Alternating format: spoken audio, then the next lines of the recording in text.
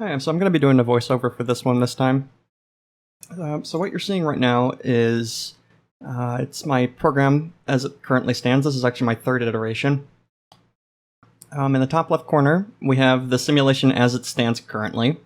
We're rendering every frame of the simulation, every step. And you can see that it doesn't stay consistent throughout the rate of the simulation. It varies. And that's actually a big part of what I was experimenting with here.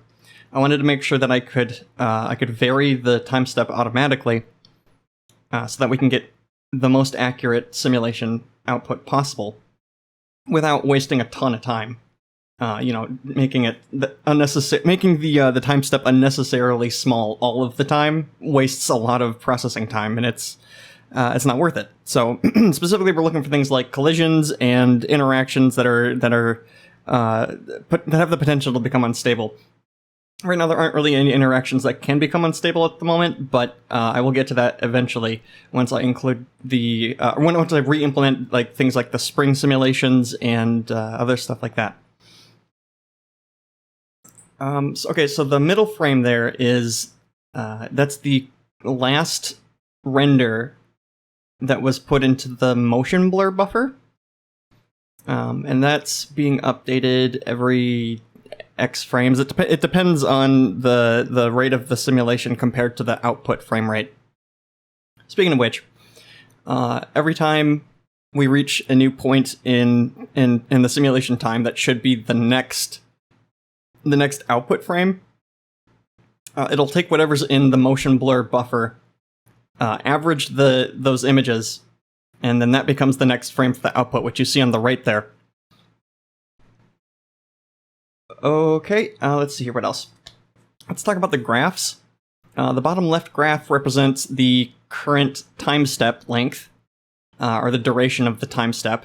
And you can see that it's all over the place. It varies greatly. And right now what I'm doing is I'm varying it based on how close one of those points are to the edge. And also based on their velocity. If they're going too fast and they're too close, then the time step will be reduced.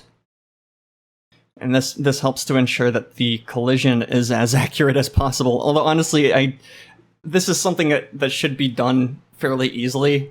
Reflecting a point over an axis, it shouldn't be that hard, but for some reason I've been having some issues with that, so this is a good test anyway. Let's see what else. So the next graph is the current. It's looping, but it's showing the progress of the simulation, the time of the simulation. After that is I think it's the current simulation frame. Following that is the current output frame, and then the last one it's supposed to show the number of frames currently being stored in the motion blur buffer. Originally, I had it so that it was just dumping it every time it didn't output, but that didn't turn out so good. So I just gradually make sure that it's the right number. Anyway, so here's the output of the animation that I just did, that you just watched, and you can see that it's pretty smooth. And also the things that are moving much faster have much more blur to it, which is to be expected. I've also slowed down this output so that we can take a closer look at it. Most of the interesting stuff is right at the beginning anyway, so I'm just going to cut this short.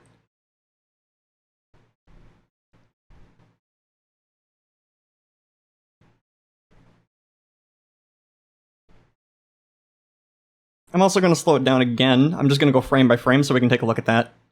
Here we go.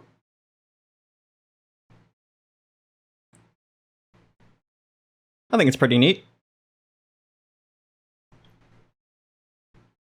Just going to do the first 10 frames here and call it good. Thanks for watching.